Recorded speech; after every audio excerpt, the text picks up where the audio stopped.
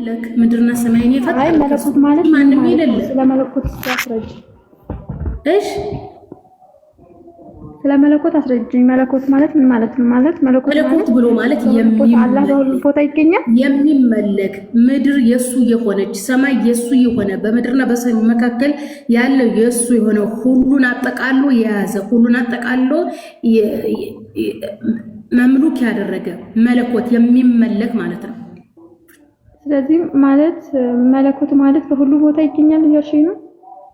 ሁሉን ነገር ያውቃል። እንዴት ነው በሁሉ ቦታ የሚገኘው? አይ በሁሉ ቦታ የሚገኘው እንዴ? ቦታ ፍጡር ነው። ቦታ ፍጡር ነው። መለኮት ደግሞ ከፍጡር ጋር የሚወዳደር አይደለም። መለኮት ፍጡርን የፈጠረ ነው። ቆይ አዳምጪ። መለኮት ሁሉን የፈጠረ ነው። እዚህ ቦታ ይገኛል የሚባል ቦታ ምን ያደርግላታል? እሱ ከቦታዎች በላይ ከፍ ያለ ነው።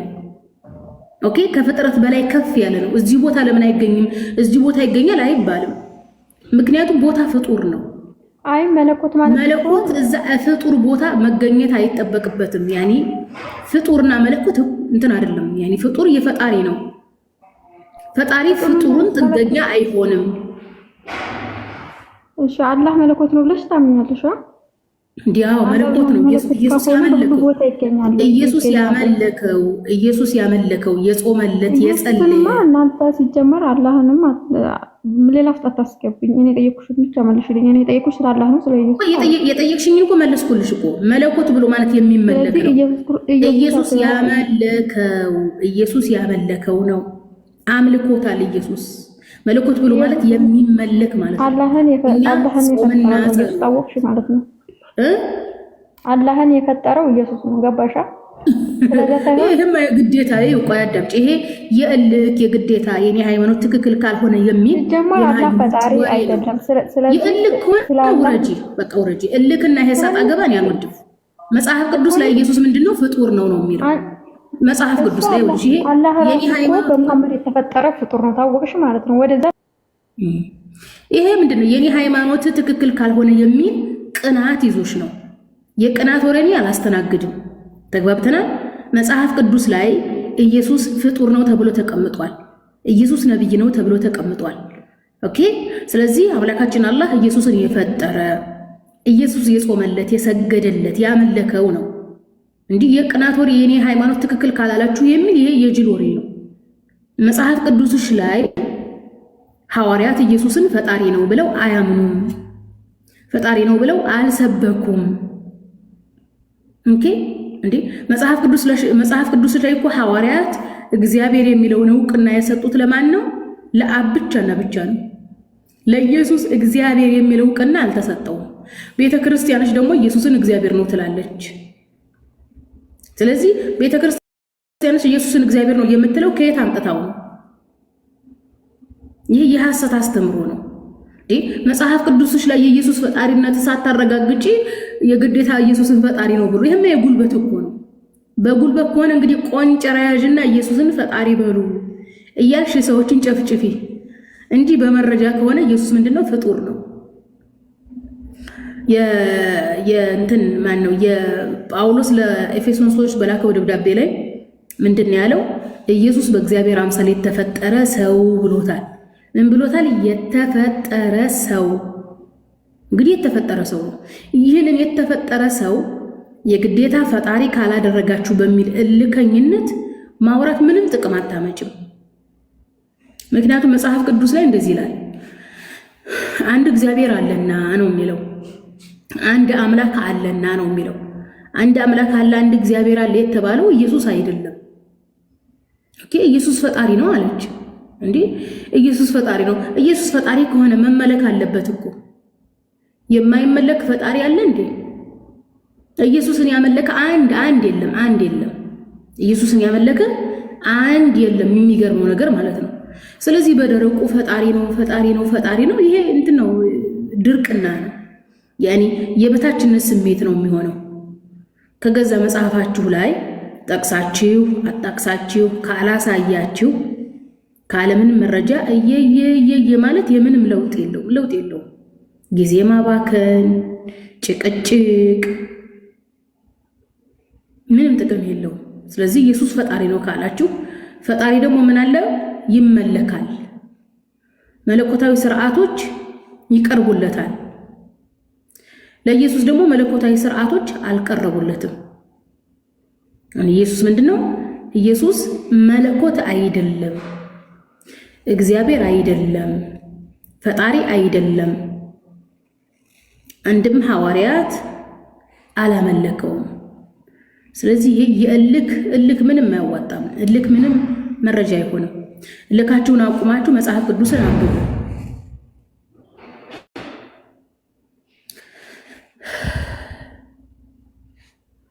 ኦኬ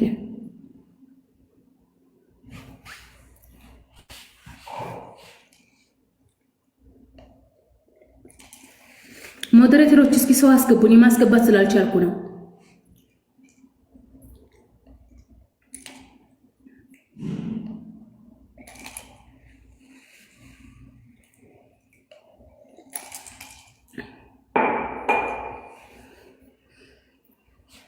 ገስት ላይ ያላችሁ ሰው ማስገባት ስላልቻልኩ ነው እስኪ ስተኑ ትንሽ ሰው እስከማስገባት ትንሽ ጠብቁ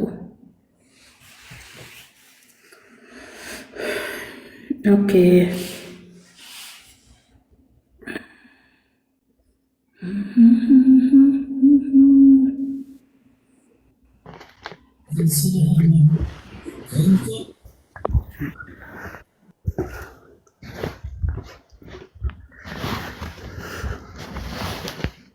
እዚህ ቤት ያለ ኔትወርክ እንዴት እንደሚያበሽቅ والله العظيم አይ ኦኬ ሞዴሬተሮች አላችሁ ግቡ እስኪ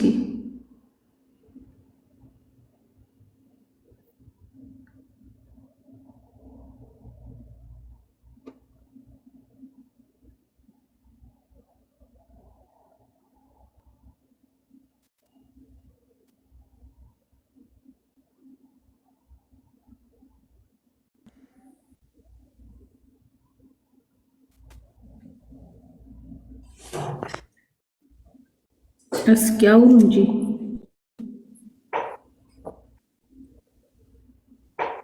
እሺ ሰላም እንዴት ነሽ አለን አንድ የመጽሐፍ ቅዱስ ክፍል ላንብብልሽና በዛ መሰረት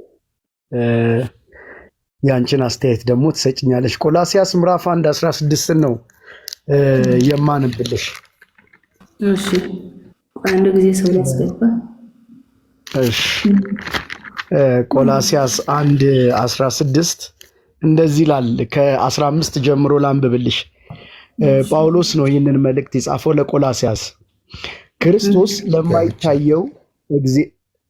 ለማይታየው እግዚአብሔር እውነተኛ ምሳሌ ነው ይልና እርሱ የፍጥረት ሁሉ በኩር ነው ምክንያቱም በሰማይና በምድር ያሉት የሚታዩትና የማይታዩት የሰማይ ኃይሎች ገዢዎች አለቆችና ባለስልጣኖች ሁሉ የተፈጠሩት በእርሱ ነው በማን ነው በእርሱ ነው እግዚአብሔር ሁሉን ነገር የፈጠረው በእርሱና ለእርሱ ነው ይላል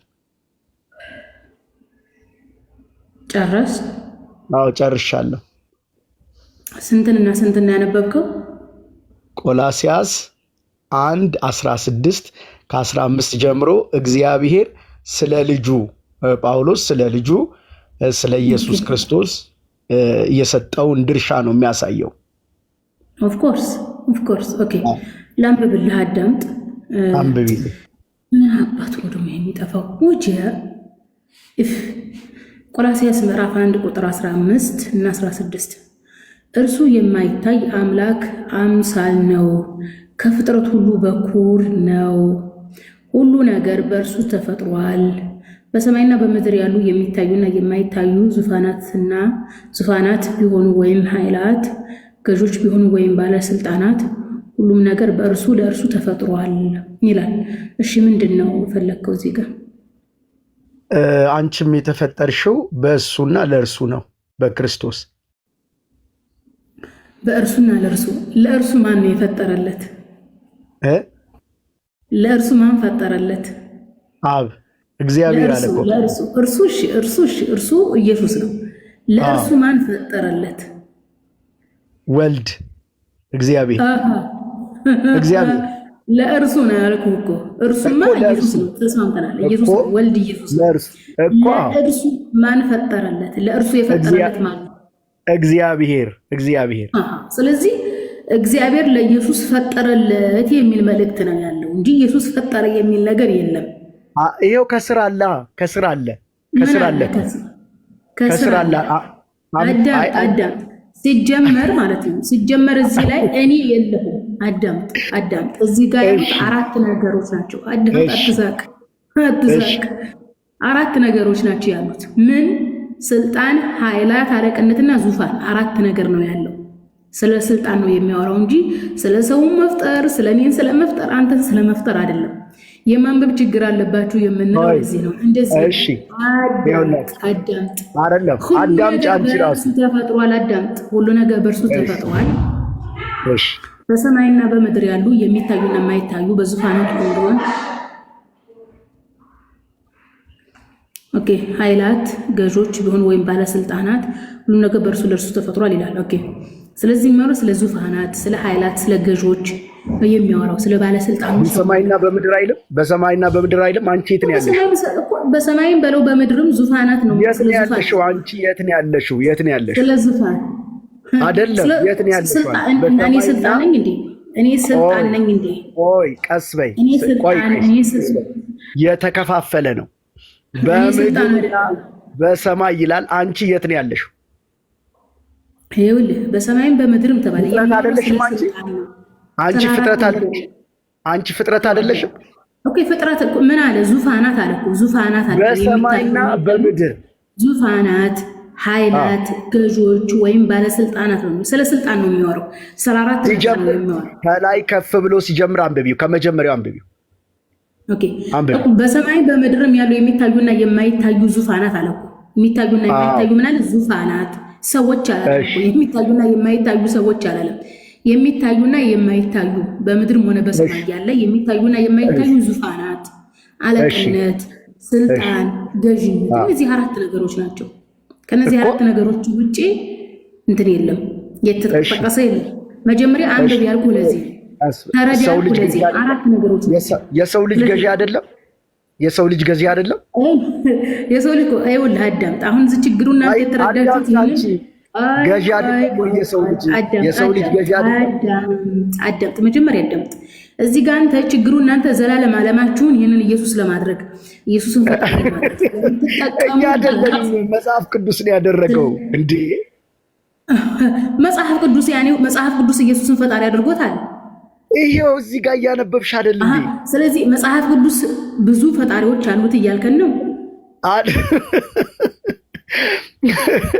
መጽሐፍ ቅዱስ እኮ እያነበብሽ ነው እኮ። መጽሐፍ ቅዱስ ምን አለ? ምድርና ሰማይንና በውስጡ አዳምጥ።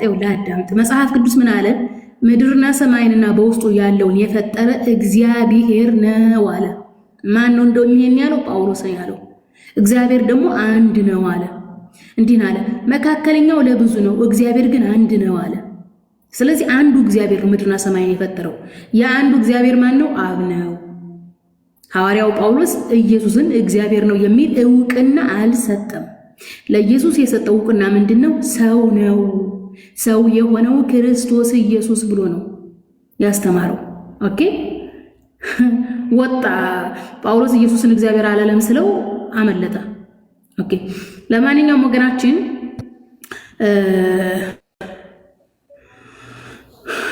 ወገናችን ቆላስይስ ምዕራፍ 1 15 እና 16 የሚያወራው ስለ አለቅነት፣ ስለ ጌትነት ነው። አራት ነገሮች ናቸው የተጠቀሱት። ይሄ አለቅነት፣ ገዥነት። በዚሁ አጋጣሚ ኢየሱስ ክርስቶስ የቤተ ክርስቲያን ራስ ነው ትሉ የለም አይደለም? ስለዚህ ፈጣሪ ለኢየሱስ የቤተ ክርስቲያን ራስ አደረገው የሚለው ስለዛ ነው የሚያወራው እንጂ ይሄ ምድርን ፈጠረ ሰማይን ፈጠረ ስለሚለው አይደለም። ለዚህ ነው መጽሐፉን በስነ ስርዓቱ አንብቡ የምንለው። እንግዲህ ጳውሎስ 13 መልእክቶችን ጽፏል። አንድ ጊዜ ቆይ፣ ጳውሎስ 13 መልእክቶችን ጽፏል። 13 መልእክቶች ላይ አሁን ለምሳሌ ቆላስይስ የመጀመሪያው ምዕራፍ ላይ ለኢየሱስ ምንም አይነት የእግዚአብሔርን እውቅና አይሰጥም። ለኢየሱስ ምንም አይነት እግዚአብሔርን ሳይሰጥ የጻፈው ደብዳቤ ላይ ጳውሎስ እዚህ ጋር ሰው ብሎ እዚህ ጋር ኢየሱስን ፈጣሪ አይለውም። ያን ይህ ብሎ ማለት ጳውሎስ ራሱን በራሱ ይቃረናል እንደማለት ነው። ጳውሎስ ራሱን በራሱ አይቃረንም። ጳውሎስ እግዚአብሔር አንድ ነው ብሏል። የአማልክት አምላክ አብ ነው ብሏል።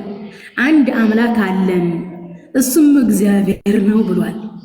ስለዚህ አንድ አምላክ አብ አለን ካለ በኋላ ኢየሱስን ፈጣሪ አድርጓል ብሎ ማለት ይሄ አስቂ ነገር ነው። ቀጥል ጢሞቴዎስ። መሲ እንዴት ነሽ? ደህና ነኝ። ሰላም ነው አለሁ። ራእይ ምዕራፍ 22 ቁጥር 6 ላይ ማለት ነው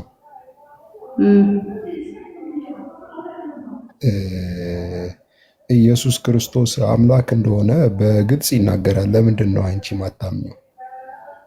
ይህን ድምፅ አውቀዋለሁኝ ከአሁን በፊት እኔ ጋር ወርተህ ታውቃለህ መሰለኝ። ማን? ኧረ እኔ አላውቅም። ኧረ ታውቃለህ፣ ድምፅህን አውቀዋለሁ። ስም ቀይረህ ነው እንጂ። ኧረ እኔ አላውቅም፣ ከአንቺ ጋር ወርቼ አላውቅም እንደውም። እሺ ኸላስ ተመሳስሎብኝ ነው። ራእይ እኮ ነው። ራእይ ነው፣ ያኔ ህልም ነው። ራእይ ነው። ራእይ ብሎ ማለት ያኔ ኢየሱስ ካረገ በኋላ ነው እንግዲህ ራእይ የታየው። ከዛ በፊት ለምንድን ነው ፈጣሪነቱ ማረጋገጥ የማትችለው አንተ? ኦኬ መሲ መጽሐፍ ቅዱስን ትቀበያለሽ አንቺ? አዎ። ኦኬ በብዛት ስታወሪ የምሰማሽ 66ቱን መሰለኝ። እሺ። ስለዚህ መጽሐፍ ቅዱስን እቀበላለሁ የምትል አንዲት ሴት ራእይን የማትቀበልበት ምንም አይነት ምክንያት? ራእይን መቀበል አይደለም። ራእይ መቀበል አይደለም። ራእይ ብሎ ማለት ህልም ማለት ነው። ከራእዩ በፊት ኢየሱስ ምድር ላይ በነበረበት ሰዓት ሐዋርያት አብረውት በልተዋል፣ ጠጥተዋል፣ አብረውት ሄደዋል፣ አብረውት ቁጭ ብለው ነበረ። ኦኬ። ስለዚህ በዛ ሰዓት ማሳየት አቅቶ እንዴት ነው ራእይ ላይ መተህ ለማሳየት እንትን የምትሮጠው? ያኔ እንዴት ማሳየት አልተቻለም? ማሳየት ስለማይቻል ነው ከራእይ በፊት። ኦኬ ራእይን አልቀበልም በይና ሌላውን ላሳይሽ። ያኔ መረጃ ያለኝም ነው። አይ አይደለም፣ ራእይን አልቀበልም ካልሽ ቅደም ተከተላለሁ። አንተ ኢየሱስ በምድር ላይ 3 ዓመት ተኩል አስተምሯል። 33 ዓመት አብሯቸው የኖሩ ህዝቦችን መረጃ ሳታመጣ ካረገ በኋላ የታየን ራእይ መረጃ እንዴ አይደብርህም እንዴ? አይደለም መሲ። ለምሳሌ እናትህ እንጀራ ልትጋግር ሊጥ አቦካች። ሊጡን እንጀራ ብለህ የምትበለው ሲበስል ነው አይደል? ሲጋገር ሊጡን አጠጣውም አይደል? የግዴታ እስከሚበስል መጠበቅ አለብን። ስለዚህ መጽሐፍ ቅዱስ ቅደም ተከተል አስተምሮ አለ።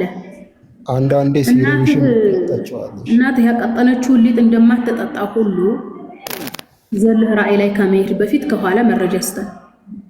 እሺ ሌላ መረጃ ልስጥሽ። በቃ ላንቺ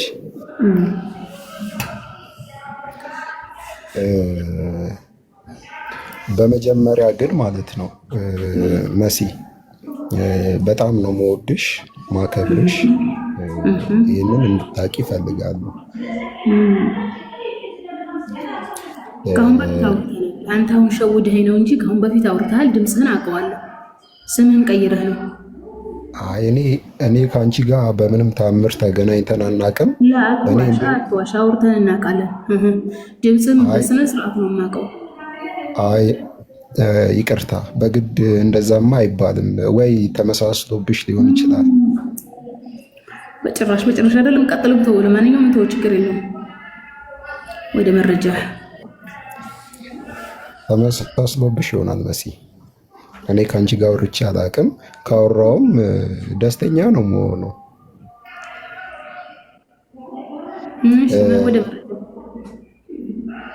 ኦኬ የክርስቶስ ኢየሱስ ደቀ መዛሙርት ስንት ነበሩ? ወይም ሐዋርያት ስንት ነበሩ? 12 ነበሩ አይደለ? ሲከተሉት የነበሩት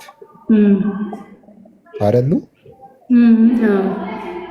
ኦኬ የ12ቱም ምስክርነት ስለ ኢየሱስ ከሆነ እነዚህ የመሰከሩት ሰዎች ደግሞ ምስክርነታቸው እውነት ነው ውሸት ነው? እውነት ነው። ኦኬ ከነዛ ውስጥ ደግሞ አንዱ ዮሐንስ ነው። ለምንድን ነው ራእይን አልቀበልም ያልሽው? ምን አልከኝ? ከነዛ ምስክርነቶች ውስጥ ወይም ከነዛ ሐዋርያቶች ውስጥ አንዱ ዮሐንስ ነው። ለምንድን ነው ራእይን አልቀበልም ያልሽው? እኔ እኮ አውቃለሁኝ ከአሁን በፊት አውርተን የምለው እኮ ለዚህ ነው። ያኔ አሁን አንተ ሌላ ነገር እስከዛሬ አወራንበት ሌላ ነገር ይዘህ መጣህ። አዳምጥ። እንደዛ ካልክ ማለት ነው ራእይ የዮሐንስ እንደሆነ አውቃለሁ። የዮሐንስ ህልም እንደሆነ ማለት ነው። ስለዚህ ዮሐንስ ህልሙን ከመጻፉ በፊት እኮ ወንጌልን ጽፏል።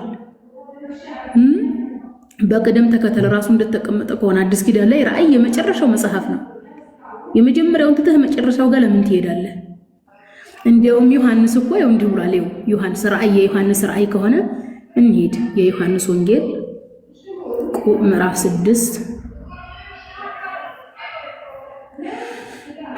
ምዕራፍ 6 ቁጥር 27 ለሚጠፋ እንጀራ አትስሩ፣ ነገር ግን የሰው ልጅ ለሚሰጣችሁ ለዘላለም ሕይወት ለሚኖር ምግብ ስሩ፣ ለዚህም እግዚአብሔር አብ ማረጋገጫ ማህተም በእርሱ ላይ አትሟል ይላል። አየህ ዮሐንስ ምን አለ? እግዚአብሔር አብ አለ። ዮሐንስ የእግዚአብሔርነትን እውቅና የሰጠው ለማን ነው? ለአብ ነው። የእግዚአብሔርነትን እውቅና ለኢየሱስ አልሰጠም።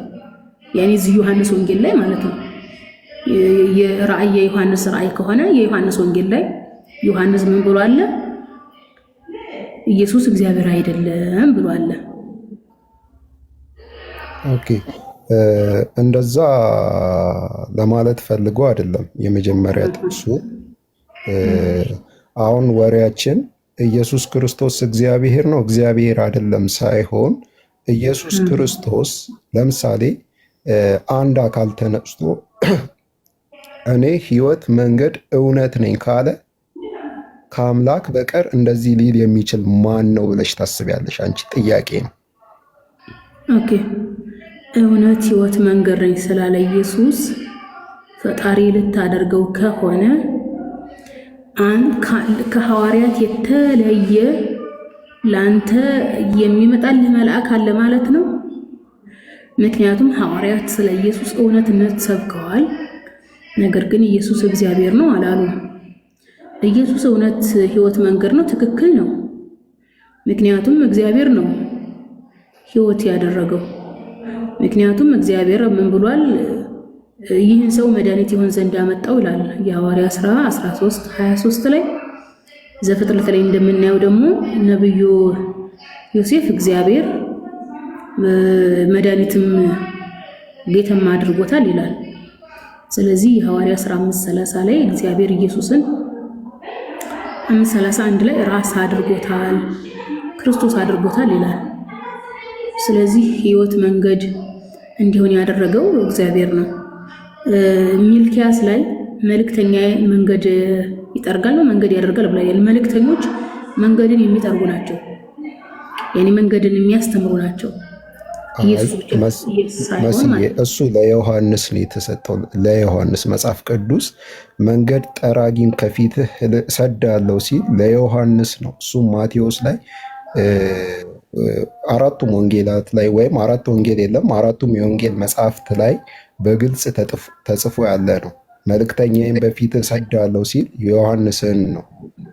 መንገድ ጠራጊ የሚለው መጽሐፍ ዮሐንስን ነው። እንደውም ዮሐንስ ስለ ዮሐንስ ሲወራ ምንድን ነው? ዮሐንስ በውሃ ያጠምቅ ነበረ፣ መንገድን ይጠርግ ነበረ፣ ስለ ብርሃን ይመሰክራል እንጂ እርሱ ራሱ ብርሃን አይደለም አለ። እንዴት ነው አንድ ተራ ሰው ብርሃን ተብሎ ሊጠራ የሚችለው? ማለት እነዚህንም ማየት ያስፈልጋል። ስለዚህ ሐዋርያትም ደግሞ ብርሃን ተብለዋል እና ሐዋርያት ፈጣሪ ሊሆኑ ነው ማለት ነው ብርሃን ስለተባሉ። ኦኬ ጥሩ ጥያቄ ነው። ሐዋርያት በማመን ያገኙት ለምሳሌ አሁን ከብርሃኑ የተጠጋ ብርሃን እንደሚሆን ክርስቶስ ግን ራሱ ብርሃን ነው። እነሱ ግን ከብርሃኑ ያመኑ ወይም ስለተጠጉ የዓለም ብርሃን ተብለዋል። ብርሃንን የሚሰጥ ደግሞ እግዚአብሔር ነው። ኦኬ ብርሃንን የሚሰጥ እግዚአብሔር ነው። ክርስቶስ ታዲያ እንዴት ነው ለሐዋርያት የሰጣቸው? እግዚአብሔር ነው እያልሽ እግዚአብሔር ለኢየሱስ ስልጣን ሰጥቶታል። ሁሉን ሰጥቶኛል አላለም እንዴ ኢየሱስ? አባቴ ሁሉን ሰጥቶኛል፣ አባቴ ያሳየኛል ብሏል። ከአባቱ ያየውን ነው ከአባቱ ያገኘውን ነው የሰጠው። ኦኬ ያ ስልጣን አምላክነቱንም ሁሉ አሳልፎ ነው ማለት ነው የሰጠው። እንደዛ ብለን ማሰብ እንችላለን። አንተ ነህ እያሰብክ ያለው እንጂ መለኮትነቱን ለማን ይሰጣል? መለኮት ሰዎችን መርጠው የሚልከው ሰዎችን እንዲያስተምሩ ነው። ምክንያቱም ኢየሱስ እናንተ መምህርና ጌታ ትሉኛላችሁና አለ። መምህር ነው ኢየሱስ፣ ሊያስተምር ነው።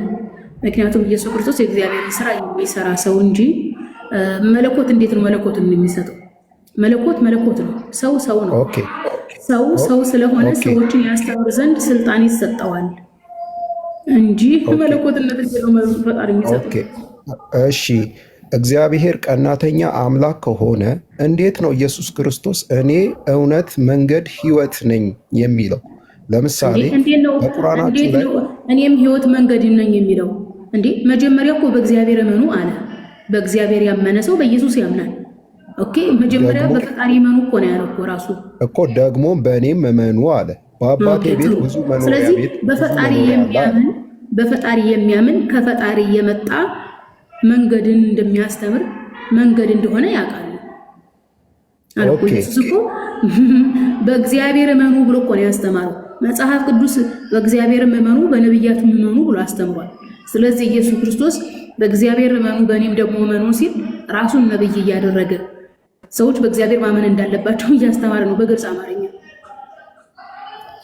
ኦኬ መሲ በጣም አንድ ማደንቅልሽ ነገር መጽሐፍ ቅዱስን ትቀበያለሽ እና እዚህ መጽሐፍ ቅዱስ ላይ ኃጢአት በማን የሚሰረይ ይመስልሻል? እንዴ ኃጢአት የሚሰረየው አንድ ሰው የሰራውን ኃጢአት መልሶ ላለመስራት ንስሐ በመግባት ነው። ኦኬ አንድ ሰው ማለት ኃጢአቱን ሊሽርለት የሚችለው አምላክ ከሆነ ያ ሰው ፍጹም ድኗል ብለን ልናወራ እንችላለን ማለት ነው። እንዴ ማለት ምን ለማለት ፈልገህ ነው? ለምሳሌ ኃጢአትን ማስተሰረይ የሚችለው ሰው ነው አምላክ ነው? ኦኬ አምላክ ነው። ኦኬ አንደኛ ቆሮንቶስ ምዕራፍ 15 ላይ ግን ኢየሱስ ክርስቶስ ለኃጢአታችን እንደሞተ በሶስተኛውም ቀን እንደተነሳ ይናገራል። ስለዚህ አንድ ሰው ኃጢአቱ የሚሰረየው በክርስቶስ ደም ወይም በክርስቶስ ከሆነ ኢየሱስ ክርስቶስ አምላክ ነው ብለን መጥራታችን ምንድን ነው የሚያሳፍረው? ማሳፈር አላማሳፈር አይደለም። ኦኬ መጽሐፍ ቅዱስ ላይ ኢየሱስ ክርስቶስ ለምሳሌ ወንጌላት ላይ ምንድነው የዳዊት ልጅ ሆይ ማረኝ የሚለውን ያንን ማምጣታችሁ ኢየሱስን ፈጣሪ ለማድረግ ትሞክራላችሁ። ለምሳሌ መጽሐፍ ቅዱስ ላይ አሮን ኃጢአትን አሰርይዋል እና አሮን ፈጣሪ ነው ልንለው። ለምሳሌ ትንቢተ ኢሳይያስ ላይ መልአክ ኃጢአትን ሰርይዋል እና መልአኩን ፈጣሪ ልንለው ፈጣሪ አንልም። ስለዚህ ኢየሱስን ፈጣሪ የምናደርገው ከሆነ አሮንን ፈጣሪ ያደረግነው ነው፣ መልአኩንም ፈጣሪ እያደረግነው ነው። ኦኬ ስለዚህ ወደ ደሙ ከመሄድ በፊት የደሙ ጉዳይ ሌላ ነው፣ የስደት ጉዳይ ነው። ቆይ ስለዚህ የኢየሱስ ደም ኃጢአት ያነጻል ምናምን የሚለው ይሄ ወደ ጎን የሚቀመጥ ነው። የሰው ልጅ ኃጢአቱ የሚነጻው በንስሐ ነው። ምክንያቱም ኢየሱስ ክርስቶስ መጀመሪያ ላይ ንስሐ እያስገባ እንደነበረ ለንስሐ እንደመጣ ራሱ ስለተናገረ ማለት ነው። ስለዚህ አሁን አንተ ይሄን ሁሉ ዙሪያ ጥምጥም የምትሄደው ምንድነው? ኢየሱስን ፈጣሪ አድርጌ ሙቼ ነው ያኒ የራስ ሙቼ ሳይሆን የኛም መጽሐፍ ቅዱስ ነካክለሽና ስሜት ነው መልስ ነው እየተሰጠሽ ያለው።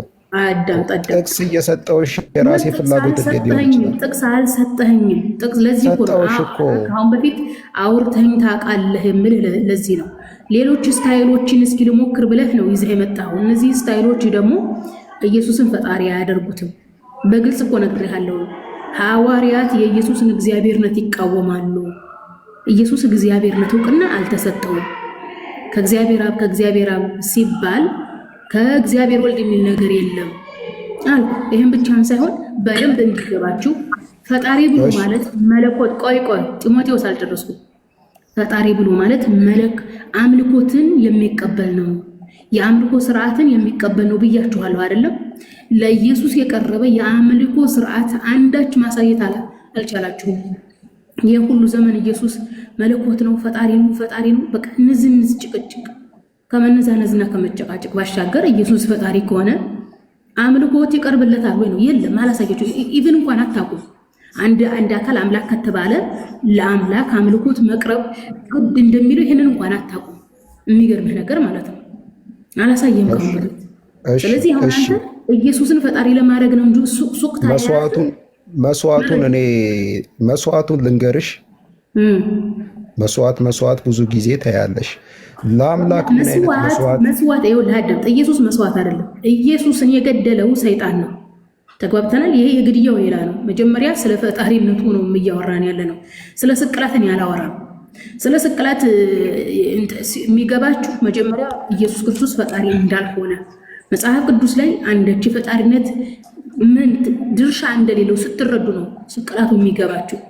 የፈጣሪነቱ ምንነት ሳይገባችሁ ጭምልቅልቅ ብሎ ስለ ስቅላት ማውራቱ እናንተ ሊያድናችሁ አይችልም። መጀመሪያ ግን ማወቅ አለባቸው ጳውሎስ በኢየሱስ ፈጣሪነት እንደማያምን ኢየሱስ ፈጣሪ ነው ብሎ እንዳልሰበከ፣ ጴጥሮስ፣ ያዕቆብ ዮሐንስ ኢየሱስን እንዳላመለኩ፣ በቃ ይሄ በደንብ ስታምኑበት ሲገባችሁ ስለ ስቅላት ነው የሚወራው እንጂ እዚህም ቡጭርቅርቅ እዚህ ኢየሱስን ፈጣሪ ካላደረግን ብላችሁ ታግላችሁ መልሳችሁ ደግሞ በቃ ስለ ስቅላት ለውራ በጣም ለማንኛውም ይኸው ጳውሎስ ለቆላስያስ አዳምጥ አንድ የመጨረሻ ሊያዝልህ ይህችን መልእክት ያዛት።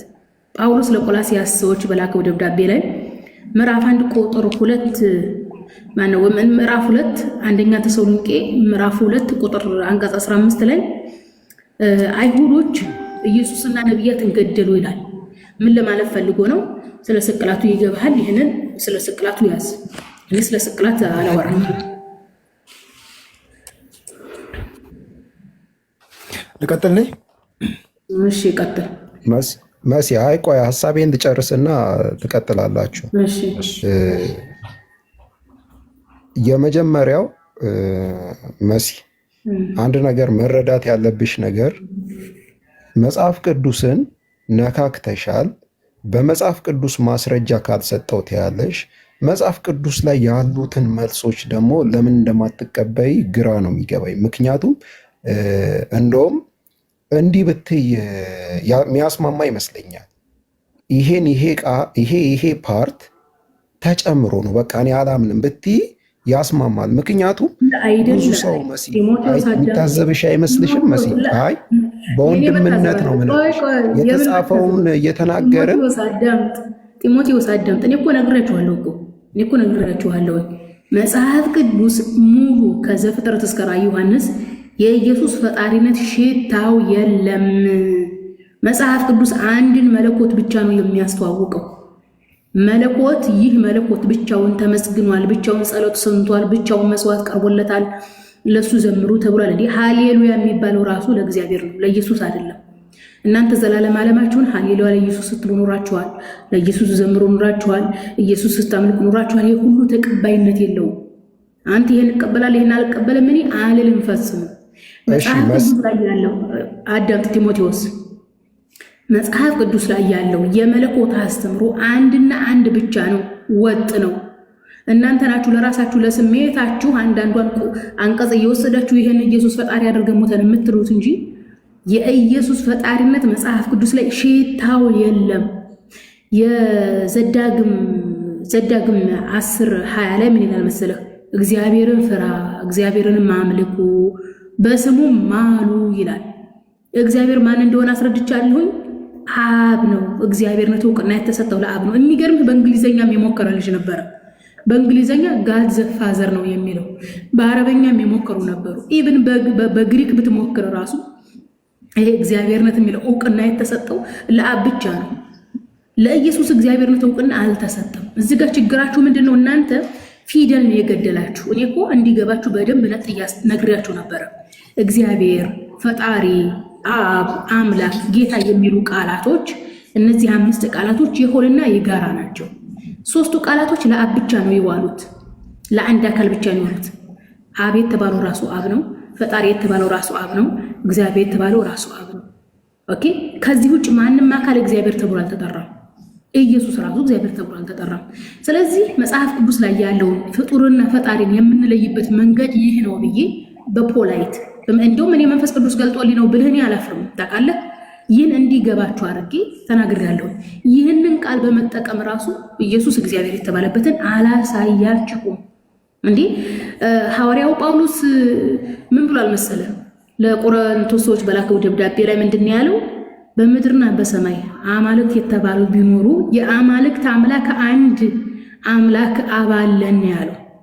ስለዚህ የአማልክት አምላክ አብ ከሆነ አምልኮት የሚገባው አብ ከሆነ ኢየሱስን ያኔ ለእልክ ብለህ ነው ፈጣሪ የምታደርገው? አንተ ከጳውሎስ በላይ ነህ፣ ከያዕቆብ በላይ ነህ። ያዕቆብ ምንድን ነው ያለው? አምልኮ ለእግዚአብሔር አብ ነው ያለው። አምልኮ ለኢየሱስ የሚል የለም፣ አልተገኘም። ችግራችን ቆይ የመጨረሻ ኢየሱስ ሐሰተኛ ነው አላልንም። ኢየሱስ እውነተኛ ነው። መጽሐፍ ቅዱስ ላይ ነገረ ክርስቶስ የኢየሱስ ክርስቶስ ድርሻው ምንድን ነው?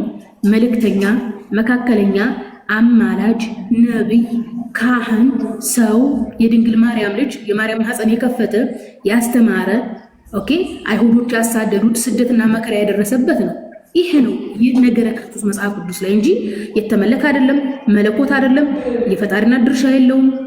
ኦኬ፣ እሱን የላከው ደግሞ የኢየሱስ ራስ የሆነ ማን አለ? አብ አለ። ጳውሎስ ለቆሮንቶሶች በላክላቸው ደብዳቤ የሴት ራስ ወንድ ነው፣ የክርስቶስ ራስ ማን ነው አለ? አብ ነው አለ። ክርስቶስ ራስ አለ። ክርስቶስ ቅደም ተከተል ተረዱ። ክርስቶስ የቤተ ክርስቲያን ራስ ከሆነ የክርስቶስ ራስ ማን አለ? አብ አለ ብዬ በዚህ አስረድቻችኋለሁኝ። መዳን የፈለገ ይድናል። አይ እንዴት ተሸነፍኩኝ፣ እንዴት ትክክል አልሆንኩም የሚል መብቱ ነው፣ ይቀጥል። እሺ መሲ አዳመጥኩሽ። ኢሳይያስ ምዕራፍ 6 ቁጥር 1 እስቲ ያውጪልኝ።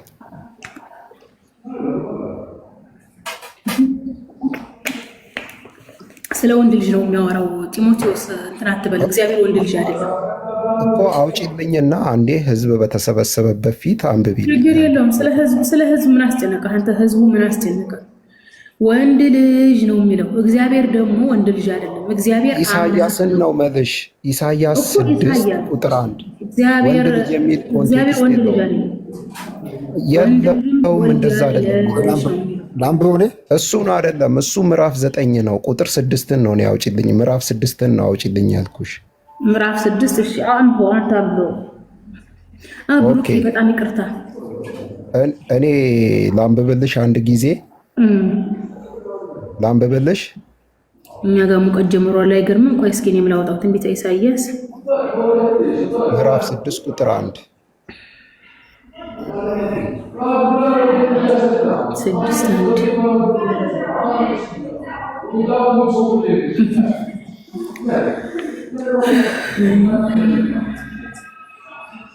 ቆይ አንድ ጊዜ እሺ፣ ሞዴሬተሮች ብሩክን አስገቡት። ብሩክ የማስገባት አልቻልኩም፣ ይቅርታ፣ ኔትወርክ እምቢ ብሎኝ ማለት ነው። እሺ ቀጥል ጢሞቴዎስ። ኦኬ እሺ አንብቢው። ንጉሥ አዝያን በሞተበት ዓመት እግዚአብሔር ከፍ ባለና በከበረው ዙፋን ላይ ተቀምጦ አየሁት። ይህ ስልክ ለምንድን ነው የጠፋው? የልብሱ ዘርፍ ቤተ መቅደሱ ሞልቶ ነበር። ሱራፌልም ከፍ በቃ አብ ልብስ አድርጓል። ስለማን ነው እያወራ ያለው? ኦኬ የኢሳይያስ ተልእኮ ይላል። የኢሳይያስ ስለማን ነው እያወራ ያለው? እዚህ ጋር እግዚአብሔር ብሎ ጠርቶ ስለማን ነው እያወራ ያለው? በሞተበት ዓመት እግዚአብሔርን ከፍ ባለ እንትን ተልእኮ አየሁት። የልብሱን ዘርፍ መቅደሱ ሞልቶት ነበር ይላል። ኦኬ እግዚአብሔር አብ ልብስ አድርጓል። ስለማን ነው እያወራ ያለው? ይሄ ጥቅስ ስለ ኢሳይያስ ተልእኮ ነው የሚያወራው። ስለ ኢሳይያስ ተልእኮ አይደለም እያወራ ያለው። እግዚአብሔር ከፍ ባለ ዙፋን ንጉሥ ኦዚያስ በሞተበት ዓመት እግዚአብሔርን በረጅምና ከፍ ባለ ዙፋን ላይ ተቀምጦ አየሁት፣ የልብሱም ዘርፍ መቅደሱ ሞልቶት ነበር ይላል። ነጭ ልብስ ያደረገው ደግሞ ራእይ 1:1 ላይ ብትሄጂ ክርስቶስ ኢየሱስ ነው። ይህን ጥቅስ እንዴት ነው የምታዩ? በጣም ጥሩ። እዚህ ጋር ነጭ ልብስ አይልም። ባለፈ አንድ ኦንሊ ጂሰስ መጥቶ ኢሳያስ ላይ ገብቶ ኢየሱስን እግዚአብሔር ለማድረግ እየየ ሲልብኝ አልነበረም? አንተ ጢሞቴዎስ ኦንሊ ጂሰስ ነህ እንዴ? አንተ ኦንሊ ጂሰስ ነህ? እኔ ኦንሊ ጂሰስ ይሄን ያህል ሰዓት ራሱ ማውራት አልፈልግም። ታውቃለህ ኦንሊ ጂሰስ እኔ አይደለም እኔ የባሰ አስቂኝ ነገር ብሎ ማለት ኦንሊ ጂሰስ ዶክትሪን ነው። እኔ ኦንሊ ጂሰስ አይደለሁም። በግድ ልታደርጉኝም እንዳትሞክሩ። እኔ በአብ በወልድ በመንፈስ ቅዱስ የማምን የወንጌል አማኝ ነኝ። ይሄን ጥቅስ እንዴት ነው የምትመለከችው? ኦኬ እሺ፣ እንግዲህ እዚህ ጋር ስለ ልብሱ ከለር አልተቀመጠም። አንተ እንዳልከው ራእይ ላይ ያለው ነጭ ልብስ ለብሷል። ከዚህ ጋር ልብሱ ከለር ስላልተቀመጠ ራእይ ላይ ያለው እኔ በዕብራይስጡ አሳይሻለሁ። በዕብራይስጡ ኦሪጂናል ጽሑፍ አሳይሻለሁ። በዕብራይስጡ በምን ትስዋትበል? እዚህ ጋር እግዚአብሔር ተብሏል። ኢየሱስ ደግሞ እግዚአብሔር እንዳልሆነ ታውቃለህ። በደንብ አስረድቻለሁ። ይኸው ተጽፏል እኮ ስለኔ አይደለም ተጽፏል። እዚህ ጋር እኮ ይጻፍ ምን ይበልም። ኢየሱስ ደግሞ እግዚአብሔር እንዳልሆነ አረጋግጠሃል እኮ። የኢየሱስ እግዚአብሔር አይደለም ስለ ራሳችሁ ሄዳችሁ አረጋግጣችኋል። ይኸው ተጽፏል እኮ ይጻፍ ምን ይበልም ተብሎ ይነገራል እንዴ? አዳምጥ። ከዘፍጥረት እስከ ራእይ ኢየሱስ እግዚአብሔር እንዳልሆነ ታውቃላችሁ። እግዚአብሔር ማን ነው? አብ። ይሄ ምንድን ነው? ይሄ ምንድን ነው እንግዲህ ይሄ ስለ ኢሳያስ ራእይ ነው የሚናገረው። ስለ ኢሳያስ ተልእኮ ነው የሚናገረው። እግዚአብሔርን ከፍ ባለ ተቀምጦ አየሁት ነው። አዳምጥ። ቆይ እንደዚያም ካልክ ወደ ራእይም ከወሰድክ ዙፋኑ ላይ የተቀመጠው አብ እንጂ ኢየሱስ አይደለም። ኢየሱስ ዙፋን ላይ አልተቀመጠም። ስለዚህ እሺ ላውጣልሽ፣ ኢየሱስ ክርስቶስ ዙፋን ላይ መቀመጡን ላውጣልሽ። እኔ ከትንቢተ አንታሽ ኢየሱስ ዙፋን ላይ ከራእይ ላውጣልሽ። ይሄ የሚያወራው ዙፋን ላይ የተቀመጠ ነው። በጣም ጥሩ፣ በጣም ጥሩ።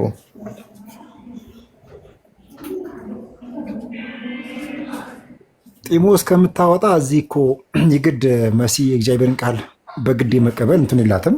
ምንድነው መማማር ነው። መጽሐፍ ቅዱስን ደግሞ የምትቀበይ ከሆነ አይ ቲንክ ግልጽ ነው መስዬ ይመስለኛል። ከዚህ ቀደም አውርተናል።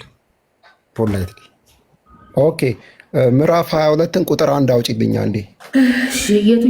የትኛው 22 ራእይ ነው? ዮሐንስ ራእይ ምዕራፍ 22 ቁጥር 1 አውጪ።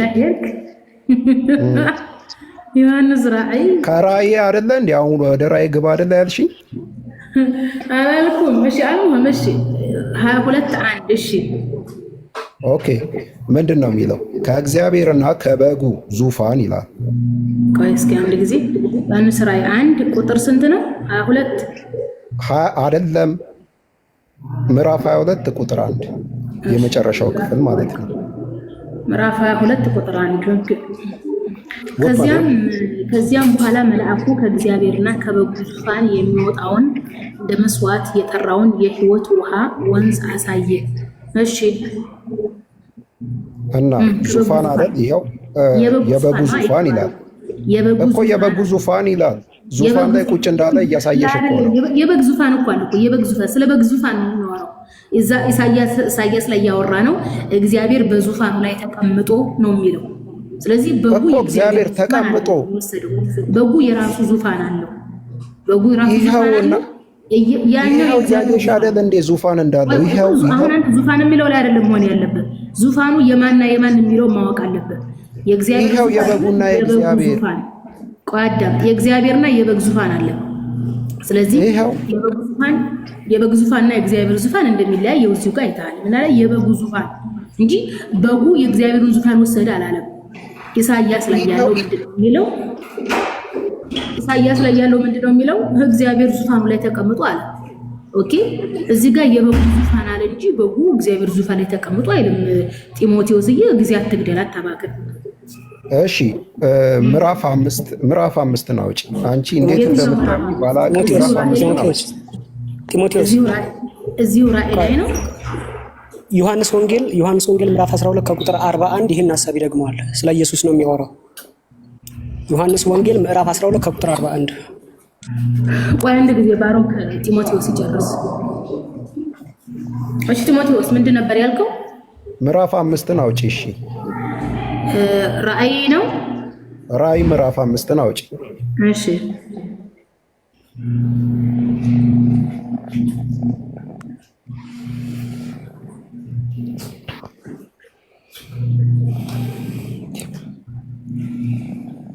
እሺ አወጣሁኝ ምዕራፍ 5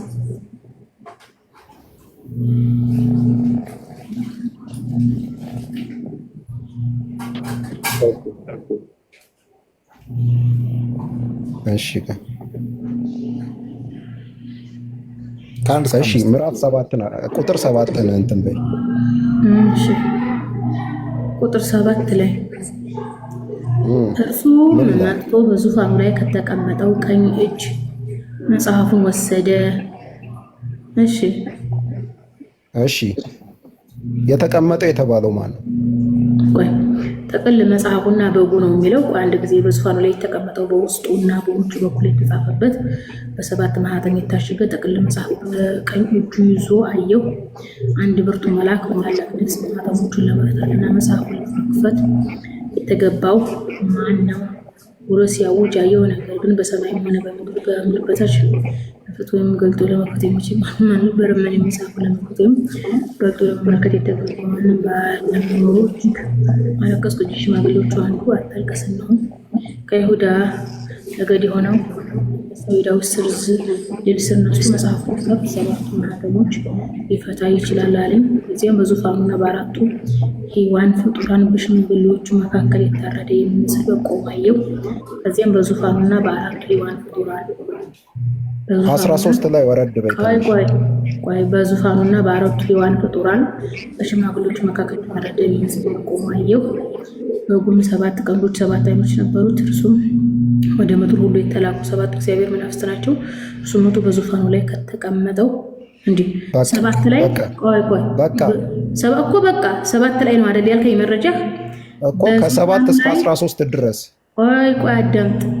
በዙፋኑ ላይ ከተቀመጠው በዙፋኑ ላይ የተቀመጠው ማለት እኮ በዙፋን ላይ ከተቀመጠው መጽሐፉን ወሰደ ይልና 13 መጽሐፉን ወሳጁ ማን ነው? መጽሐፉን ወሳጁ ማን ነው? 13 ላይ ለምን አትወርጂ? እሱን አስረዳሻለሁ። ይቀጥል፣ ችግር የለም። ቀስ ያለ አንብብ፣ አንብቢ መሰለኝ ወርታች አንብቢ። ከዚያም በሰማይና በምድር በባህር ሁሉ እንዲህ ብለው ሲዘምሩ ሰማ። እሺ በዙፋኑ ላይ ተቀመጠውና እንዲዋይ ጢሞቴዎስ አታመልጥም። ካሁን በፊት እኮ ይሄው 13 ላይ አንብቢው፣ አታመልጥም ትላለች። አንብቢው። በዙፋኑ ላይ ለተቀመጠውና ለበጉ ምስጋና፣ ሞገስ፣ ክብር፣ ኃይል ከዘላለም እስከ ዘላለም ይሁን። እሺ ምንድነው መረጃ ያስገባሽኝ? አንቺ አይደለሽ እንዴ? የተቀመጠው የሚለው ለአብ ነው። አይ ይሄው ለኢየሱስ ነው እኮ የተቀመጠው እኮ አብ እኮ ነው። ኢየሱስ እኮ ከተቀመጠው ዙፋኑ ላይ ከተቀመጠው መጽሐፍ የሚወስድ ነው። ምን አለ ራእይ ዮሐንስ በራእዩ እስቲ ዙም አድርገላት 13 በደንብ ታውቀው እንዴት ነው ማለት ቶፒኩ የሚያወራው ምዕራፍ 5 የሚያወራው ምንድነው? ምን አለ ዮሐንስ በራእዩ ዙፋኑ ላይ ከተቀመጠው አካል መጽሐፉን ሊወስድ የሚችል ማንም የለም። ወሳጁ ማን ነው? የዳዊት ስር የሆነው ከነገደ ይሁዳ የወጣው የዳዊት ስር የሆነው ክርስቶስ ነው። ዙፋኑ ላይ ከተቀመጠው መጽሐፉን ወሰደ እኮ ነው የሚለው እንጂ አሁን ኢየሱስን ፈጣሪ የሚያደርጋል። እዚህ ጋር ምን መረጃ አለ ብለህ ነው የመጣኸው?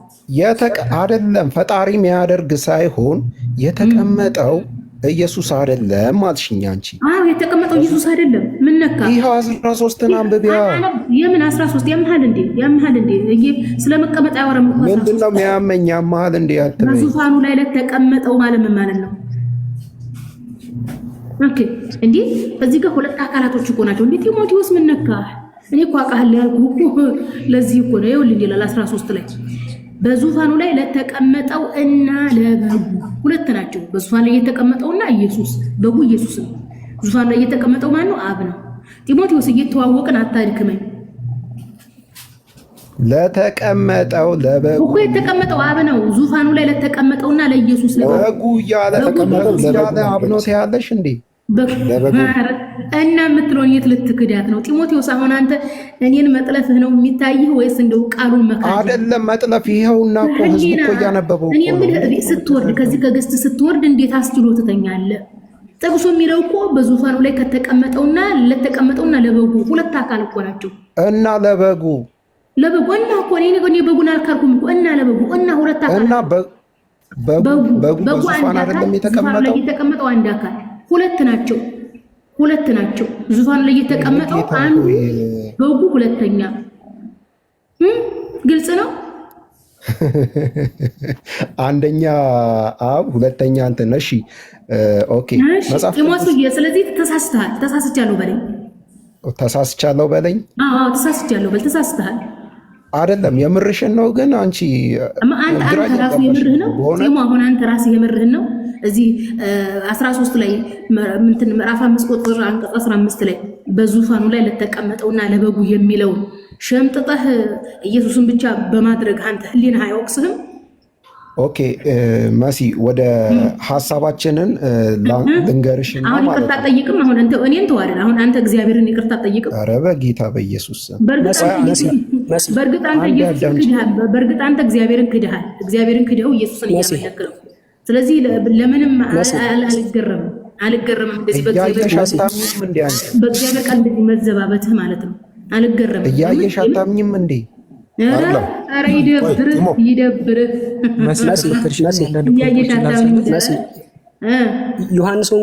ዮሐንስ ወንጌል ምዕራፍ 12 ከቁጥር 41 ጋር ያለው ሐሳብ ጋር ይበቃሃል። ከባሮክ ጋር ነው ሰጥተውናል እነሱ። እኔ አንዳንድ ከዚህ ክፍል ጋር አሁን ከተነሳው ከኢሳይያስ ምዕራፍ 6 ከቁጥር 1 ጋር የዮሐንስ ወንጌል ምዕራፍ 12 ከቁጥር 41 ላይ ጢሞቴዎስ ሚውት አድርግ። ዮሐንስ ወንጌል ምዕራፍ ስንት? ኢየሱስ ነው በጉ ምዕራፍ 12 ከቁጥር 41 12:41 ጢሞቴዎስ ሄደ አለ። ወላሂ እኔ ገስት ማስገባት አልችልም። ገስት ላይ ያላችሁ አም ሪሊ ሶሪ፣ በጣም ይቅርታ። 44 ነው ያልከኝ። ዮሐንስ ወንጌል ምዕራፍ 12 ከቁጥር 41 ቁጥር 41 ተገልበጥ ላይ አይሩ ተቀብቶ ላይ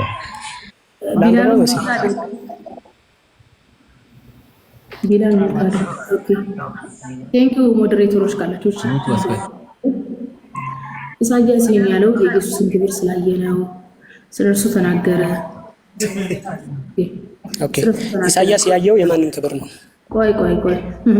ቆይ ወገናችን አንድ ጊዜ ፕሊዝ። ኢየሱስ በቢታንያ ሽቱ መቀባቱ እስኪ እሺ፣ ኢየሱስ ክብር ወደ ኢየሩሳሌም መግባቱ ኦኬ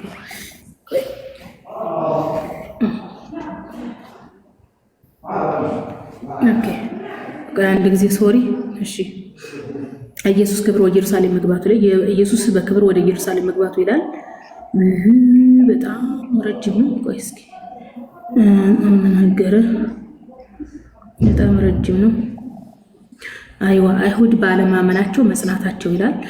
እስኪ ከ37 ጀምሬ ላንብበው። ኢየሱስ እነዚህን ተአምራዊ ምልክቶች ሁሉ በፊታቸው ቢያደርግም እንኳን አሁንም አላመኑበትም። ይህም ነቢዩ ኢሳይያስ ጌታ ሆይ ምስክርነታችንን ማን አመነ? የጌታ ክንድስ ለማን ተገለጠ? ያለው ቃል እንዲፈጸም ነው። ስለዚህ ማመን አልቻለም። ይህም ኢሳይያስ በሌላ ቦታ እንዲህ ሲል ተናገረው፣ ዓይናቸውን አሳውሯል፣ ልባቸውንም አደንድኗል። ስለዚህ በዓይኖቻቸው ያዩም በልቦቻቸው አያስተውሉም፣ እንዲፈሳቸውም እንዳልፈወሳቸውም አይመለሱም። ኢሳይያስ ይህን ያለው ኢየሱስ ክብር ስላየ ነው፣ ስለ እርሱ ተናገረ ይላል። ኦኬ ምንድን ነበር መረጃ ባሮክ? እሺ በኢሳይያስ ምዕራፍ 6 ከቁጥር 1 ኢሳይያስ ያየው ማንን ነው? አይውልህ ባሮክ ፖላይት ሆነን ነው የምናገረው።